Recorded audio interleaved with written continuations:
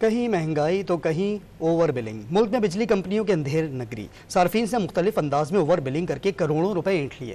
نیپرا نے تحقیقات کر کے ڈسکوز کے بدعنوانی کا بھانڈا پھوڑ دیا۔ دوسری طرف کی الیکٹرک نے اوور بلنگ کا الزام مسترد کر دیا۔ رپورٹ دیکھیے۔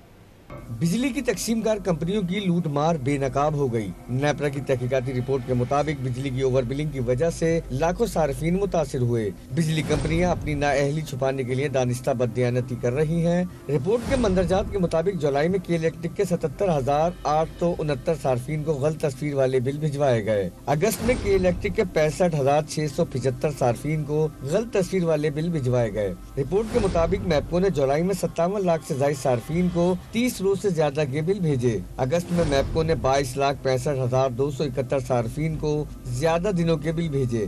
گیپکو نے جولائی میں 4,63,360 صارفین کو 30 دن سے زائد کے بل بھیجے۔ گیپکو نے اگست میں 11,92,062 صارفین کو 30 دن سے زائد کے بل بھیجے۔ فیسکو نے اگست میں 8,44,058 صارفین کو ایک ماہ سے زائد کے بل بھجوائے۔ لیسکو نے جولائی میں 6,85,588 صارفین کو 30 دن سے زیادہ کے بل بھجوائے۔ اسی طرح ہیسکو، کیسکو، سیپکو نے بھی اوور بلنگ کی۔